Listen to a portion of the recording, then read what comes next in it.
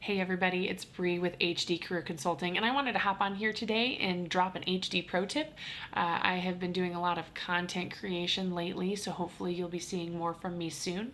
One of the things that has got me all excited is some of these online free design tools that are available.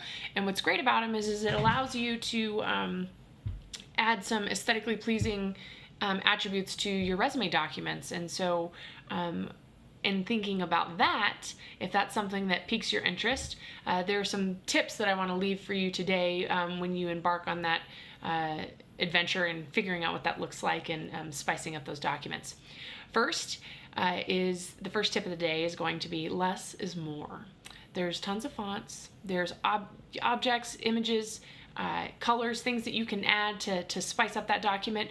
But remember that less is more, like the 1 to 3 rule. If you get more than 3 elements in there, you can start confusing the consumer a little bit, and you want to make sure that they're focusing on the right things and not paying attention to whether or not you have design sense, if you know what I mean.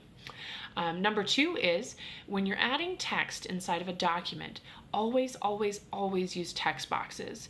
If you're adding content into your document that has text that has been saved in an image and then inserting that image, if you submit that to an application tracking system, the ones that convert it to an RTF aren't going to read that image document. And so it's really important that you put your text inside of text boxes.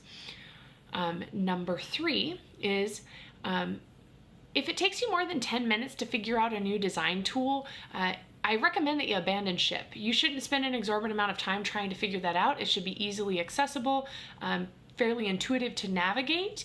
I want you to save your energy and your enthusiasm for making sure that the document's ready to go so that you can submit it to the job that's the best fit. And so we don't want those design tools detracting from your intention in the first place. So keep that in mind. If it starts to overwhelm you, scrap it and go straight to a Word document that's well organized and cleaned up that way. And then I wanted to leave you with a bonus tip. This bonus tip is more about helping you keep a wrangle on your design and your creativity. It's something that was recommended and used when I was taking a graphics design class from a colleague that I very much admire when it comes to their design sense.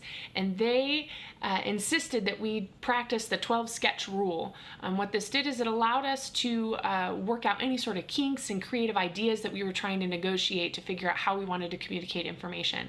And all we did was we created 12 mock samples of what it was that we thought we wanted to create it from a graphic perspective using a pen and piece of paper.